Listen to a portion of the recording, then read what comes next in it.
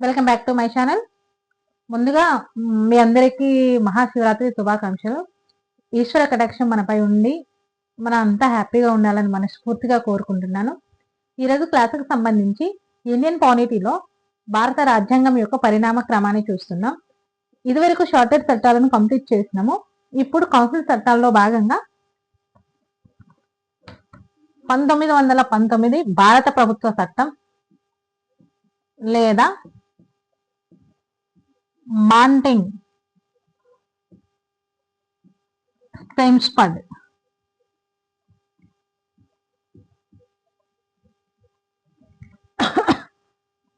సంస్కరణలు అంటే భారత ప్రభుత్వ చట్టము 1919 అన్నా ఒకటే, లేకపోతే మాంటింగ్ సంస్కరణలు అన్నా ఒకటే.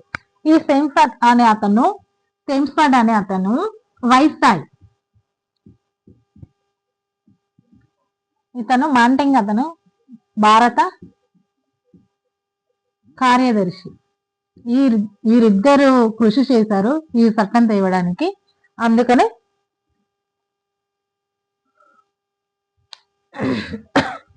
వీళ్ళ పేరు మీదుగా మాంటింగ్ స్టెమ్స్పడ్ చట్టం అంటారు. అయితే ఇందులో ముఖ్యాంశాలను పరిశీలించినట్లయితే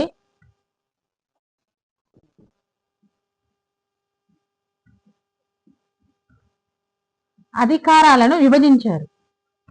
అధికారాల విభజన జరిగింది. ఇది రెండు రకాలు. కేంద్ర అధికారాలను కొన్ని కేంద్రానికి ఇచ్చారు, కొన్ని రాష్ట్రానికి ఇచ్చారు. సో వాటిని మనం కేంద్ర జాబితా, రాష్ట్ర జాబితా అనొచ్చు.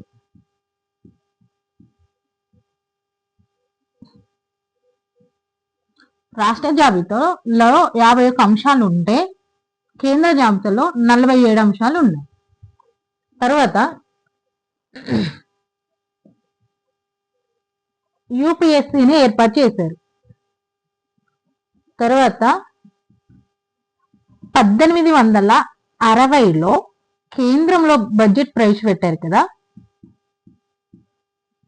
ఇప్పుడు ఈ బడ్జెట్ విధానాన్ని కూడా రాష్ట్రంలో ప్రవేశపెట్టారు. రాష్ట్రంలో ప్రవేశపెడుతూ ఏం చేశారంటే బడ్జెట్ ను సాధారణ బడ్జెట్ మరియు రైల్వే బడ్జెట్ గా విడదీశారు. మనకు తెలుసు 1919 మింటో మార్లే సంస్కరణలో ఏం చేశారంటే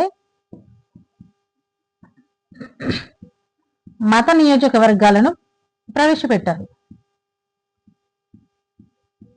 కేవలం అక్కడ ముస్లింలకే ప్రవేశపెట్టారు, కానీ ఇక్కడ వీటిని విస్తరించారు.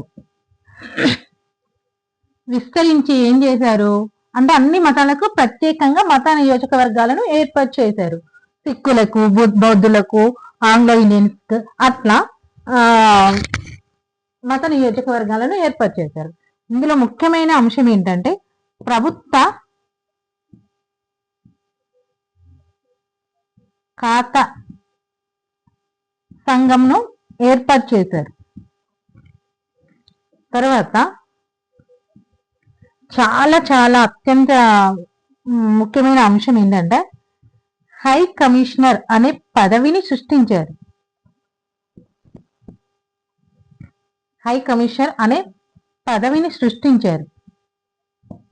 తర్వాత హై కమిషనర్ అనే పదవిని సృష్టించి ఇప్పుడు భారత రాజ్య ప్రతినిధి ఉంటారు కదా, అతనికి సంబంధించిన రెవెన్యూ అధికారాలను ఇతనికి బదిలీ చేశారన్నమాట. అత్యంత ముఖ్యమైన అంశం ఏంటంటే కేంద్రంలో ద్విసభను ప్రవేశపెట్టారు.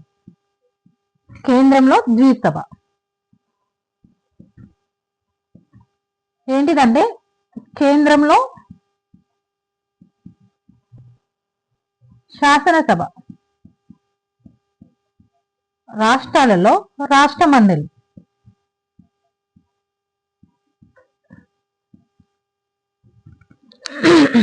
ఒకవేళ వీటి యొక్క గడువులు ముగియక ముందే తొలగించే అధికారాన్ని, ఈ సభలను తొలగించే అధికారాన్ని గవర్నర్లకు ఇచ్చారు. ఇప్పుడు కేంద్రంగా కానీ రాష్ట్రాలలో కానీ గొడవలు ఏర్పడ్డాయి అనుకోండి, అంటే కేంద్ర రాష్ట్ర సంబంధాలలో భాగంగా గొడవలు ఏమైనా ఏర్పడ్డాయి అనుకో, వాటిని పరిష్కరించే అధికారం వైస్రాయ్కి ఇచ్చారు. కేంద్రంలో ద్విసభ పెట్టారు కదా, రాష్ట్రంలో ద్వంద్వ ప్రవేశపెట్టారు. గుర్తుపెట్టుకోవాలి, కేంద్రంలో ద్విసభ, రాష్ట్రంలో ద్వంద్వ పాలనను ప్రవేశపెట్టారు. అట్లనే ఇంకేం చేశారు, రాష్ట్ర పరిపాలనా అంశాలను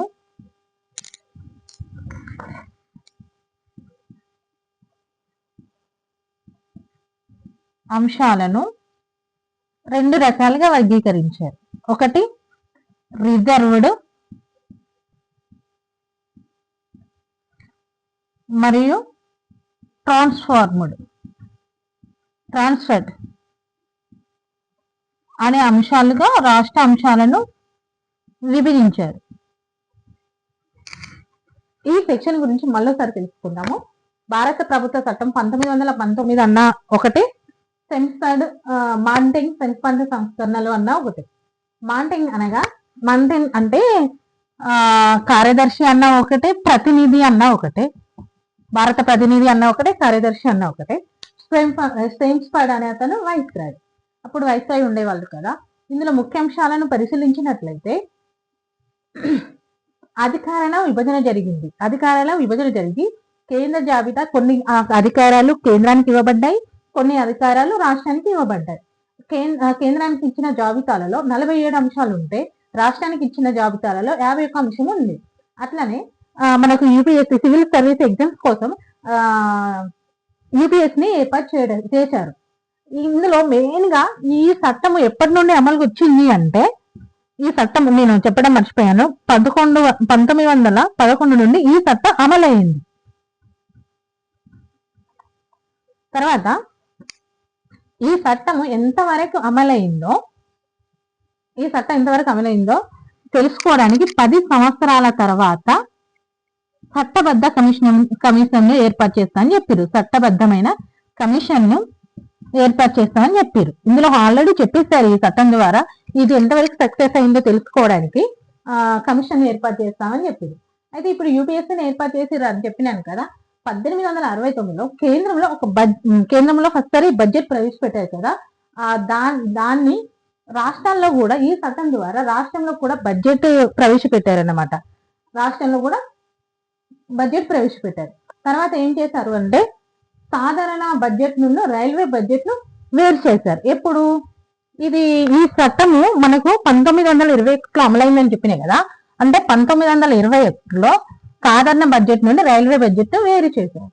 తర్వాత మత నియోజకవర్గాలను విస్తరించారు. అప్పుడు కేవలం ముస్లింలకు మాత్రమే పరిమితమైన ఈ మత నియోజకవర్గాలు ఇప్పుడు బౌద్ధులకు, క్రిస్టియన్స్ కి, ఆంగ్లో ఇండియన్స్ కి విస్తరించాయి. తర్వాత ప్రభుత్వ సాదా సంఘం ఏర్పాటు చేశారు. హై కమిషన్ అనే పదవిని సృష్టించి ఇప్పుడు మనకు వైస్రాయ్కి ఉన్న అధికారాలలో కొన్ని, ఇతనికి రెవెన్యూ అధికారాలలో కొన్ని ఇచ్చారు. ఇందులో ఇంకొక ముఖ్యమైన అంశం ఏంటంటే, అప్పుడు వైస్రాయ్కి